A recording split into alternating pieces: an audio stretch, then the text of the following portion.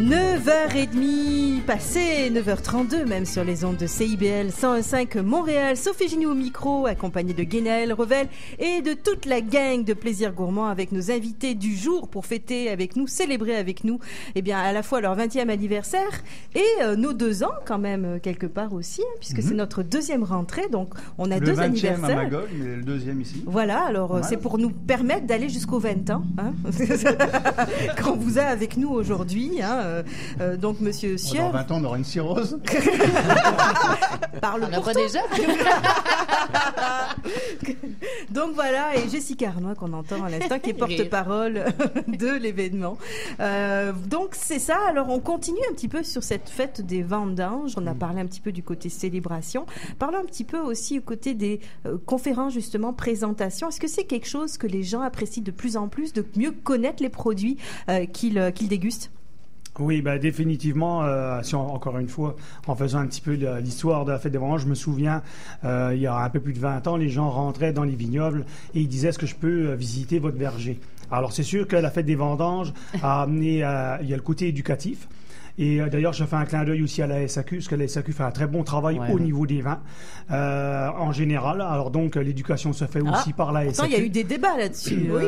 Oui, non, c'est sûr. Mais ça me dérange pas d'en parler. Je vais adresser ça. C'est parce qu'il y a eu des débats que justement aujourd'hui, la SAQ, depuis une dizaine d'années, elle fait un bon boulot. Exactement. Ça commence par le consommateur, hein, parce qu'ils les veulent tous, partout à travers le Québec. Mais il faut en produire en masse pour être partout dans les 440 succursales. Il faut comprendre que le Québec, c'est très grand. Si on le compare à la France, on rentre combien de fois la France? 3 fois, je pense, dans le Québec. 5 fois, imaginez. Donc, il faut en faire de la bouteille pour être à travers le Québec. Donc, il faut que vos demandes soient réalistes. Et deuxièmement, il faut les consommer, ces vins-là. Donc, c'est beau de les avoir, mais il faut les boire. Et puis, à prix égal, eh bien, il y a eu un certain moment où les gens préféraient acheter des vins d'ailleurs.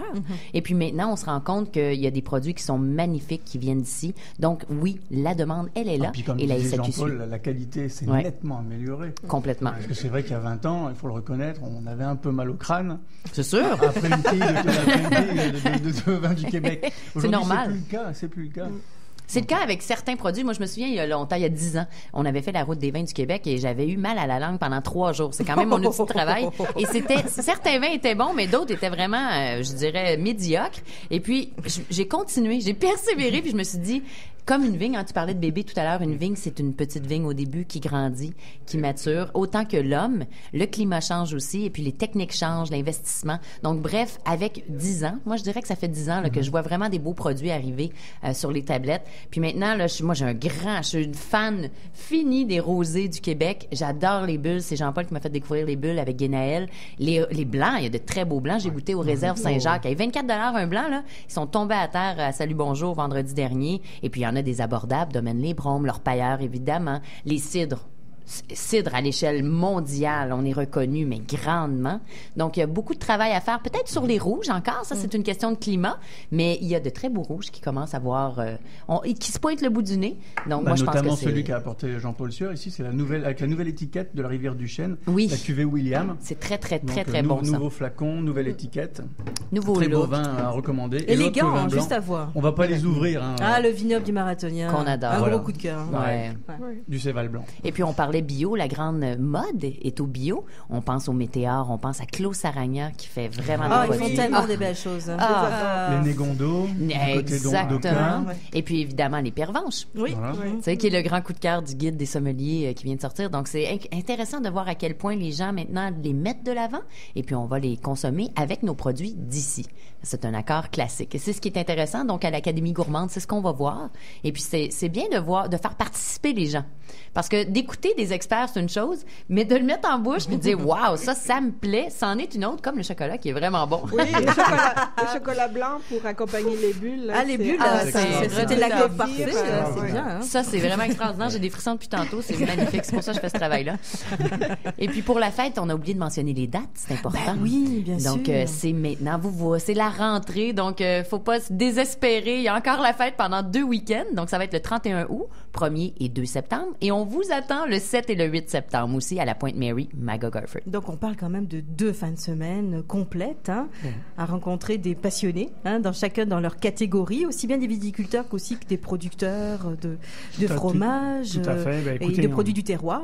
Encore une fois, je le répète, c'est un grand marché public où on est capable de, déguster et découvrir et redécouvrir.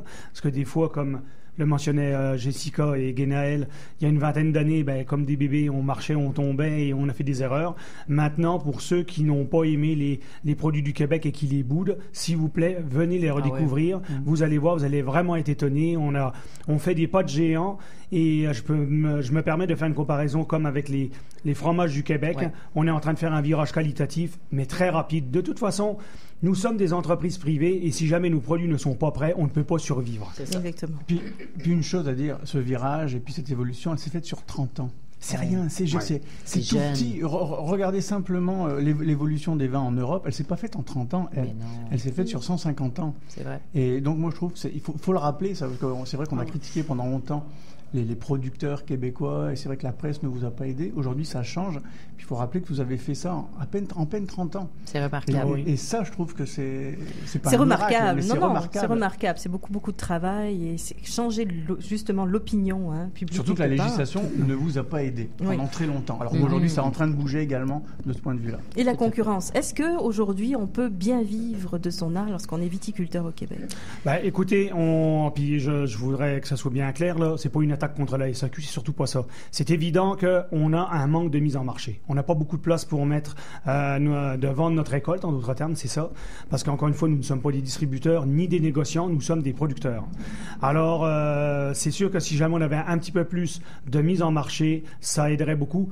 Et surtout que la population le demande. Voilà. C'est pas du consommateur. Ce n'est pas une demande que des producteurs, c'est une demande des consommateurs. Alors donc, mais vous savez, en tout cas, si vous voulez qu'on parle un tout petit peu du projet de loi 395 qui a été déposé ce printemps, il va, on l'espère, être rappelé en chambre à la session d'automne et avec possiblement des modifications, des amendements à la loi, mais je pense que le législateur devrait se pencher sur la demande du consommateur. Ouais.